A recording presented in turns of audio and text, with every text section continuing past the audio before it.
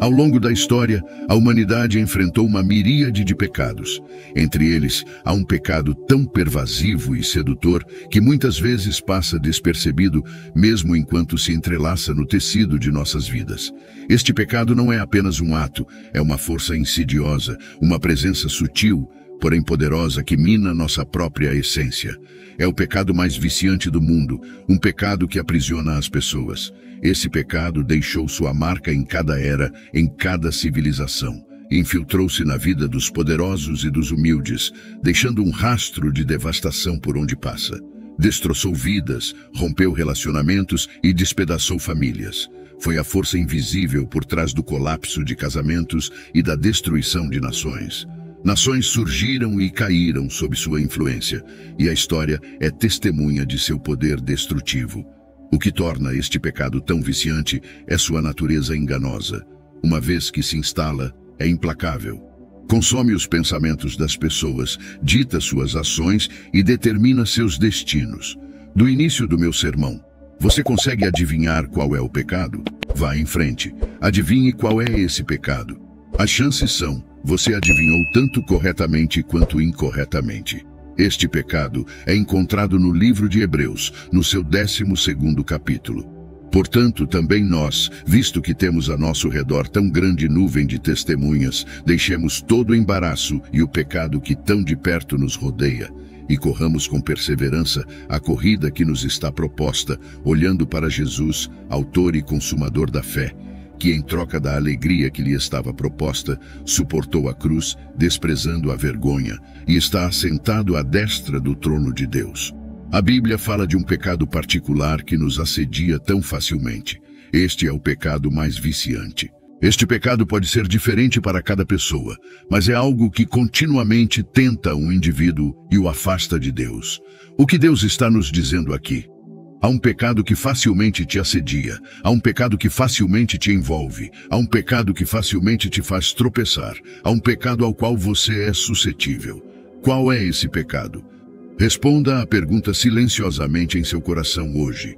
Qual é o pecado em sua vida? Pode ser um pecado secreto ou um pecado público que todos conhecem, mas cada pessoa tem um pecado que tão facilmente a enreda. O estranho sobre este pecado é que ele pode não me afetar como te afeta. O pecado que facilmente te enreda pode ser algo que as pessoas ao seu redor não lutam contra, mas para você é uma área de fraqueza. Eu gosto de assistir a esportes de combate e uma coisa que esses atletas profissionais fazem antes de uma luta é assistir a gravações de seu oponente. Assistir a gravações do oponente no boxe ou em artes marciais é uma estratégia usada por lutadores e seus treinadores para ganhar detalhes sobre as forças e fraquezas do oponente. Isso é feito estudando filmagens de lutas anteriores, sessões de treinamento e entrevistas do oponente. Ao analisar essas filmagens, lutadores e treinadores podem identificar padrões no estilo de luta do oponente, como suas técnicas preferidas, estratégias defensivas e tendências sob pressão. Eles também podem identificar quaisquer fraquezas ou vulnerabilidades que o oponente possa ter, como uma tendência a cansar-se rapidamente ou uma suscetibilidade a certos tipos de golpes. Essas informações são então usadas para desenvolver um plano de jogo para a luta que se aproxima. Lutadores e treinadores podem adaptar seu treinamento para visar especificamente as fraquezas do oponente e podem desenvolver estratégias para explorar as tendências do oponente no ringue. E eu acredito que é isso que Satanás faz com os seres humanos. Satanás te odeia e está determinado a explorar e expor suas fraquezas. Ele assiste às gravações sobre você no sentido de que ele sabe qual é o pecado que tão facilmente te enreda. Satanás tem um plano de jogo sobre como destruir você. Satanás nunca te tentará com algo que você não tem a propensão a desejar. Não estou dizendo que você será tentado a cometer apenas esse pecado. No entanto, a oportunidade de cometer o pecado, que facilmente te enreda, será apresentada a você muito mais do que outros pecados. Pense por um momento, qual é esse pecado em sua vida? Seja honesto consigo mesmo. Qual é esse pecado para você? É o orgulho? Algumas pessoas são tão cheias de orgulho que são um pesadelo para conviver. Ninguém gosta de lidar com elas porque elas estão sempre certas. Casado há 20 anos e nunca uma vez você esteve errado sobre qualquer coisa. Nunca uma vez você disse as 3 palavras: eu estou errado. Não há nada pior do que estar casado com uma pessoa orgulhosa, porque uma pessoa orgulhosa nunca pode admitir quando está errada. Uma pessoa orgulhosa nunca pode admitir quando faz algo errado. Elas apenas se aprofundam mais em suas convicções. Deus está te dizendo hoje para deixar de lado seu orgulho. Vá salvar seu casamento hoje e peça desculpas ao seu marido ou esposa. Você terá que prestar contas no dia do julgamento pelo orgulho ao qual você está tão firmemente agarrado. Os casamentos estão desmoronando e uma das razões para isso é o orgulho das pessoas. Deus está te dizendo hoje para deixar de lado seu orgulho. No entanto, ao mesmo tempo, há pessoas que não lutam com o problema do orgulho. Elas andam em humildade. Mas isso é porque o orgulho não é o pecado que facilmente as enreda. Para você é o jogo.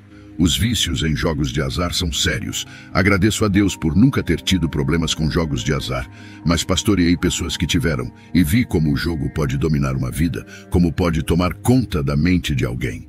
Para um homem adulto com responsabilidades agir irracionalmente, o jogo pode levar uma pessoa a roubar da própria mãe para jogar mais. Eu conheci um homem que tinha que ir com sua esposa às casas de apostas num raio de 50 metros de sua casa para pedir que não o deixassem entrar se ele aparecesse. Não é apenas uma luta pessoal. Afeta famílias, amigos e comunidades inteiras. O fascínio de enriquecer rapidamente, a emoção de correr riscos, pode cegar um indivíduo para o valor do que já possui. A ruína financeira é um resultado comum, mas o custo emocional e relacional é ainda mais devastador. Quebra a confiança dentro das famílias, estremece relacionamentos até o ponto de ruptura e pode deixar cicatrizes duradouras em crianças que testemunham o caos. A ironia é que quanto mais alguém perde, mais desesperado fica para recuperar tudo, criando um ciclo vicioso que é difícil de quebrar. É esse o pecado da dependência química? A dependência química é uma terrível adicção. É um pecado que pode te afastar de casa, fazer você perder todos ao seu redor e fazer qualquer coisa pela próxima dose. E quando digo qualquer coisa, quero dizer qualquer coisa. Essa adicção não apenas prejudica o indivíduo, ela se espalha por toda a sua vida, afetando cada relacionamento e oportunidade. É um pecado que consome não apenas o corpo, mas também a mente e a alma, levando alguém por um caminho de destruição e desespero. Ela destrói o corpo, pode transformar as pessoas em verdadeiros zumbis, e a busca pela próxima dose se torna um impulso implacável que ofusca tudo mais, frequentemente levando a atividades perigosas e ilegais. Famílias são desfeitas, carreiras são destruídas, e a essência do indivíduo é erodida. Para você, na sua vida, o pecado que facilmente o enreda é a luxúria. Algumas pessoas que me ouvem agora lutam contra a luxúria há décadas. A luxúria é o pecado que facilmente os enreda. Eles têm lutado contra assistir a vídeos imorais na internet, têm lutado contra a fornicação e o adultério. São levados a fazer coisas que não querem por causa da luxúria. Eles querem parar de viver estilos de vida promíscuos, mas não conseguem dizer não. Eles não querem se tocar, mas não conseguem dizer não. Eles não querem assistir a essas coisas impuras na internet, mas não conseguem dizer não. Eles não querem cometer fornicação, mas não conseguem dizer não. Eles não querem cometer adultério, mas não conseguem dizer não. No entanto, para algumas pessoas, a luxúria não é o pecado que facilmente as envolve. O pecado tem uma natureza enganosa. O pecado tem a capacidade sutil e não natural de permanecer adormecido por anos. O pecado tem a capacidade de enganar uma pessoa, fazendo-a pensar que superou aquele pecado específico. E de fato, anos podem passar e até décadas podem passar. Mas esse pecado não desapareceu. Ele está esperando. Está esperando as circunstâncias certas se encaixarem. O pecado é paciente. Essa é a natureza enganosa do pecado. Ele vai te embalar em um falso senso de segurança. Um falso senso de segurança de que você não precisa ser tão diligente em se proteger contra aquele pecado específico. À medida que o tempo passa, você começa a baixar a guarda e acreditar que superou esse pecado. Anos podem passar, décadas podem passar. Quando as circunstâncias se alinham, a luxúria que estava adormecida por anos pode atacar novamente com toda a força. Esta é a natureza enganosa da luxúria. Ela pode se esconder de você e fazer você acreditar que não precisa se proteger contra ela, mas pode levar embora sua família, fazer você se arrepender de suas decisões e destruir sua saúde, roubar sua riqueza e tirar sua paz de espírito. A luxúria e a raiva vão ditar suas decisões, e eu testemunhei o poder destrutivo delas durante décadas no ministério. A luxúria descontrolada pode levar uma pessoa a lugares onde nunca quis ir. E ela pode se perguntar como acabou em um lugar tão baixo. A luxúria até pode levar as pessoas a fazer promessas que não podem cumprir e gastar todo o seu dinheiro, deixando-as em lágrimas, divorciadas e em ruína financeira. Para você na sua vida, é esse pecado a raiva? Você é alguém que luta contra a raiva, sempre à beira de explodir por qualquer coisa mínima? Sua família inteira e as pessoas ao seu redor sabem que devem andar com cuidado ao seu redor, porque sabem que você é literalmente uma bomba relógio prestes a explodir. No entanto, na mesma respiração, há pessoas que não lutam com raiva e raramente ficam com raiva. Elas não têm temperamento nem propensão para a fúria. Para algumas pessoas é a preguiça. Existem algumas pessoas que lutam contra a preguiça. Tudo o que querem é dormir o dia todo. A menos que você tenha uma condição médica, 8 horas de sono por noite são suficientes. Elas planejam o dia em torno do sono, porque são preguiçosas, dormindo 14 horas por dia. A preguiça não se expressa apenas no sono, se expressa em não fazer o que se deve fazer.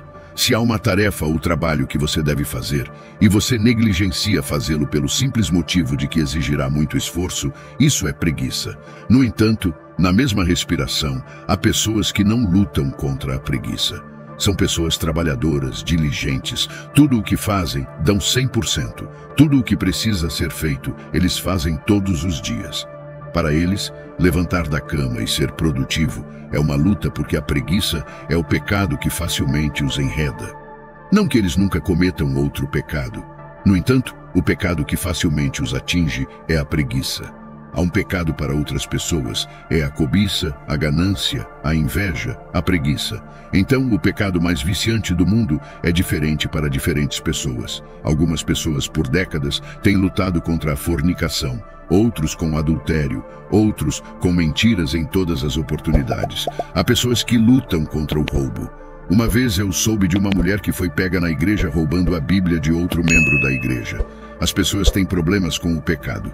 Para você, o roubo pode ser algo com que você nunca lutou. Mas para essa mulher, era sua área de fraqueza. Há pessoas que por décadas têm lutado para assistir a vídeos imorais na internet, e este é o pecado mais viciante com o qual estão lutando para superar. Diferentes pessoas lutam contra diferentes pecados, e isso é uma realidade.